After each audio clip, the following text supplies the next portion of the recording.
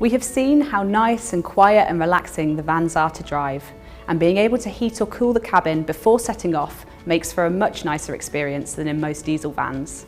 But what other benefits are there?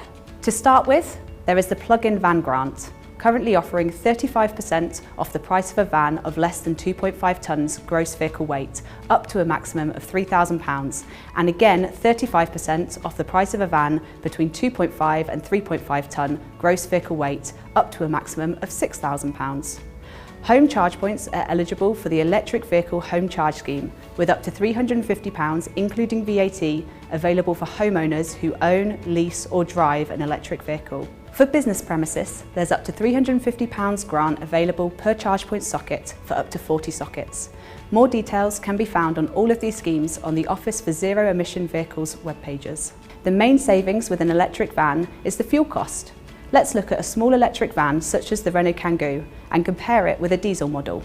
We'll assume the electric van drives 3.5 miles for each kilowatt hour consumed, and the diesel achieves 50 miles per gallon. At the average standard rate electricity price of 16.36 pence per kilowatt hour, as compiled by Energy Saving Trust, the electric van will cost 5 pence a mile to drive, and at the AA average diesel cost for December 2020 of 118.5 pence per litre, the diesel will cost 11p per mile to drive, or around 9p per mile if you can recover the VAT. Apply the average overnight electricity tariff of 9.76 pence per kilowatt hour, and the electric van costs fall to 3 pence per mile. Some electric vehicle tariffs offer nighttime rates as low as 5p per kilowatt hour, and this would give you a pence per mile figure of only 1.5 pence per mile. There are likely to be time constraints on when you can charge at these very low rates, but it shows that electric driving can be very cheap.